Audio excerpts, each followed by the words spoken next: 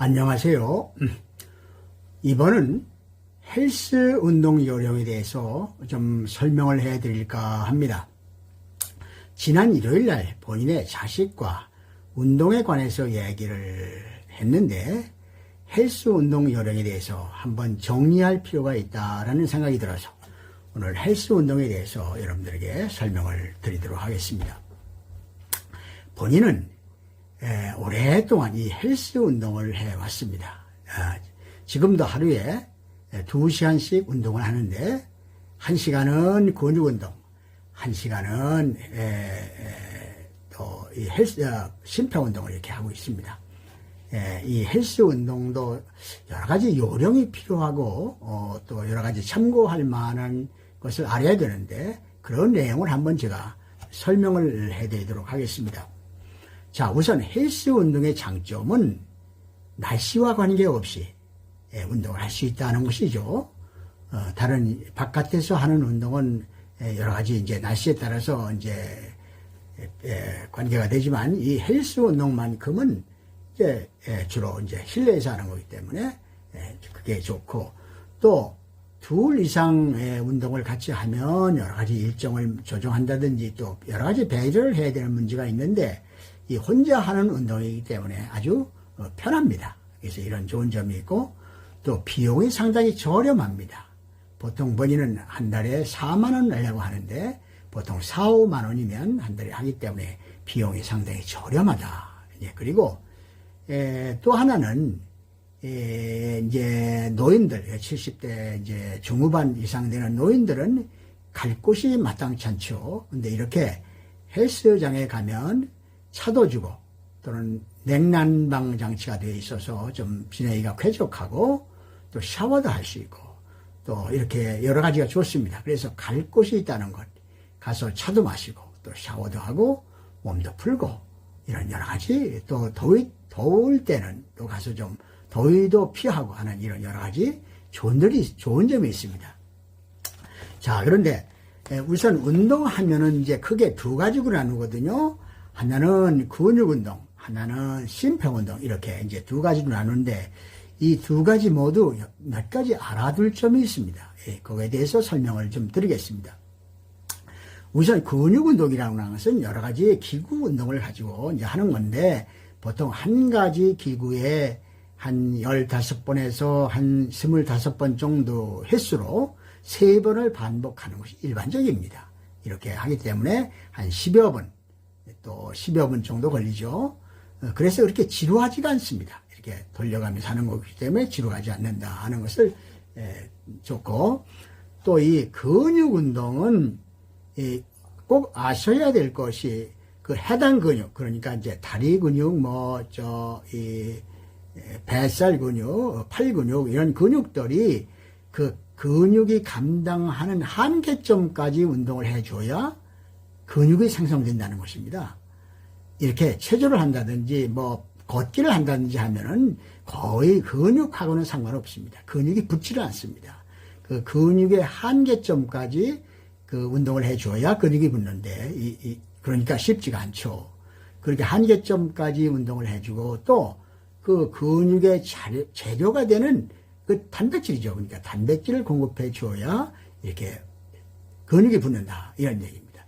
단백질은 잘 아시는 것처럼 달걀, 우유, 두부, 잡곡밥, 콩 또는 이제 고기류, 생선류가 있겠죠.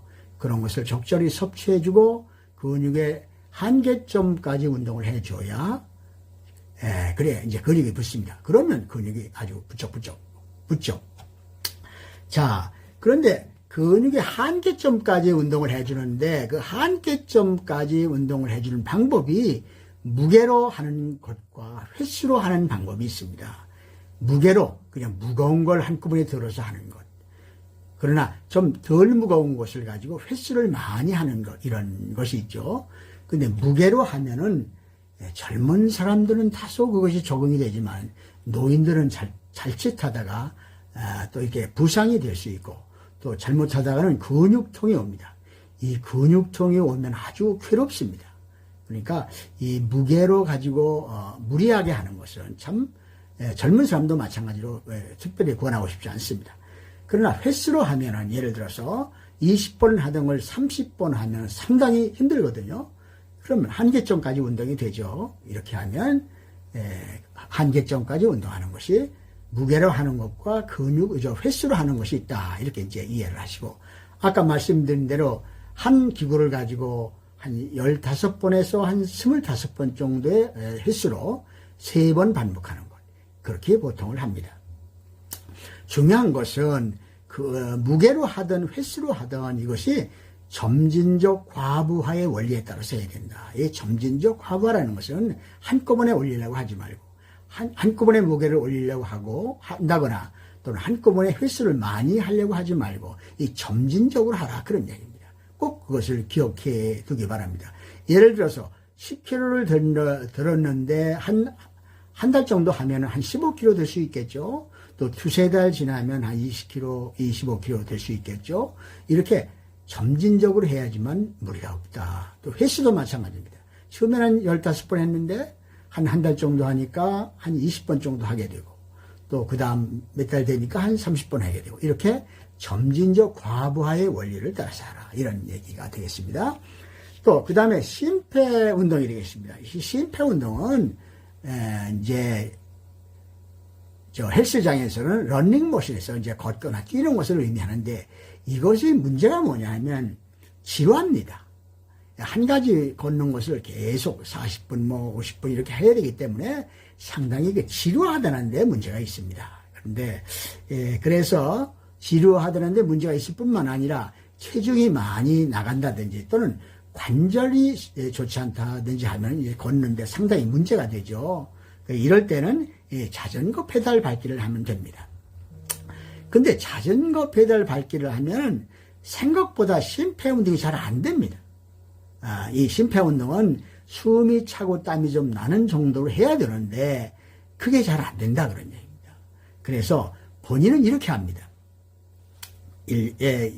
예컨대 간헐적 달리기라고 하는 건데, 본인이 이제 말을 붙이자면 그렇습니다.